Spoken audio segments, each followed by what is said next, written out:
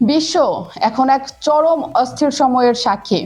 পারস্য উপসাগরের নীল জলরাশি আজ আর শান্ত নেই। সেখানে বইছে বারুদের গন্ধ। 8 এপ্রিলের সেই যুদ্ধবিরতি যা দিয়ে শান্তির আশা জেগেছিল, তা আজ কেবল ইতিহাসের পাতায়। চোখের পলকেই সব বদলে গেল। ইরান এবং আমেরিকা দুপক্ষই এখন একে অপরের চোখের দিকে তাকিয়ে।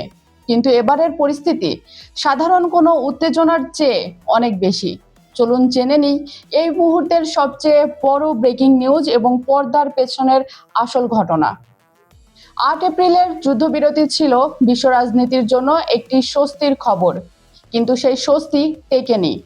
মে মাসের 28 তারিখ ইরানের বন্দর আব্বাস বিমানবন্দরের কাছে মার্কিন হামলার অভিযোগ ওঠে। ইরান চুপ করে থাকার পাত্র নয়।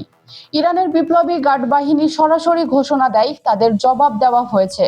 মার্কিন ঘাঁটি লক্ষ্য করে শুরু হয় পাল্টা আঘাত।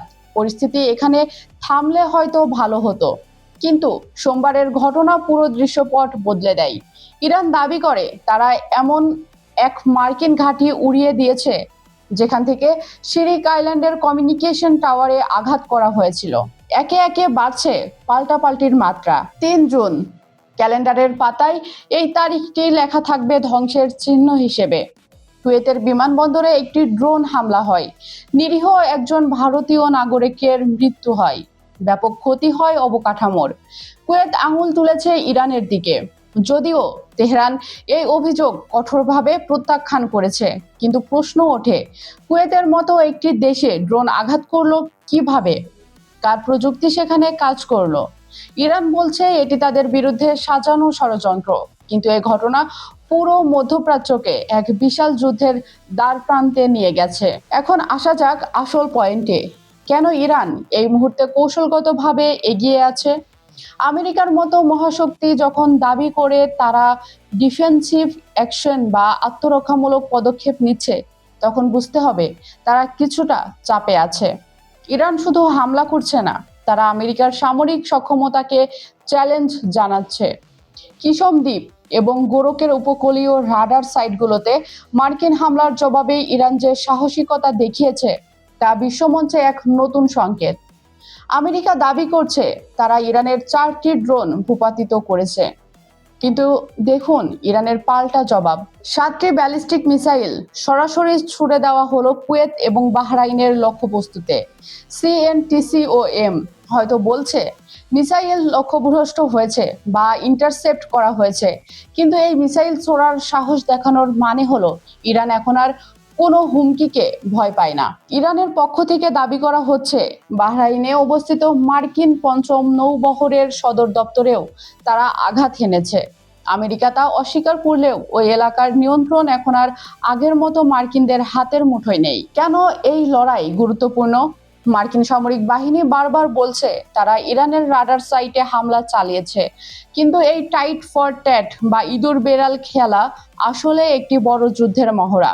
ইরান যেভাবে নিজের আকাশসীমা এবং উপকূল রক্ষা করছে তাতে স্পষ্ট তেহরানের হাতে এখন এমন প্রযুক্তি এবং মনোবল রয়েছে যা বিশ্বকে চমকে দিচ্ছে।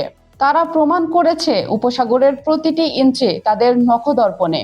মার্কিন রণতরীগুলোর এখন আর আগের মতো অবাধ বিচরণ সম্ভব হচ্ছে না। ইরান তাদের প্রতিটি ড্রোন এবং মিসাইল এমন ভাবে ব্যবহার করছে যেন আমেরিকা তাদের ভূখণ্ডে প্রবেশ করার আগে 10 বার ভাবে। বিশ্ববাসী এখন শ্বাসরুদ্ধ হয়ে অপেক্ষা করছে আমেরিকা কি তাদের নৌবহর টিকিয়ে রাখতে পারবে, নাকি ইরান তাদের এই অপারেশন রিভেঞ্জ বা পাল্টা প্রতিশোধের কৌশল দিয়ে মধ্যপ্রাচ্যের মানচিত্র চিরতরে বদলে দেবে। একদিকে মার্কিন শ্রেষ্ঠত্বের দাবি, অন্যদিকে ইরানের অদম্য জেদ। এই দ্বৈরথ কেবল দুটি দেশের নয়, এটি এক নতুন বিশ্ব ব্যবস্থার সংঘাত। এখন পর্যন্ত যা পরিস্থিতি, তাতে ইরান পিছু হটার কোনো লক্ষণই দেখাচ্ছে না, বরং প্রতিটি মার্কিন হামলার বিপরীতে দ্বিগুণ শক্তিশালী জবাব দিয়ে তারা বুঝিয়ে দিচ্ছে ইরান এখন পারস্য উপসাগরের প্রকৃত অপ্রতিদ্বন্দ্বী। ভিডিওটি ভালো লাগলে শেয়ার করুন এবং আপনার মতামত জানান। আপনার কি মনে হয়, ইরান কি আমেরিকার এই প্রভাব খর্ব করতে পারবে? কমেন্টে আমাদের জানান। অনুষ্ঠানটি আপনারা পৃথিবীর কোন প্রান্ত থেকে দেখছেন কমেন্টে জানান। Bangladesh, Bharat, Pakistan, America, Europe, Ukraine Brazil, Argentina, Africa, Saudi Arab, Kuwait, Dubai, মধ্যপ্রাচ্য, যেখান থেকেই দেখুন না কেন, আমরা আপনার মতামত শুনতে চাই। বিজ্ঞাপন ও প্রমোশনের জন্য ডেসক্রিপশনে দেওয়া নাম্বারে যোগাযোগ করতে পারেন। দেখা হচ্ছে পরবর্তী ভিডিওতে নতুন কোনো বিশ্বকাপানো ইস্যু নিয়ে। ততক্ষণ ভালো থাকুন, চোখ রাখুন আমাদের পর্দায়। আল্লাহ হাফেজ।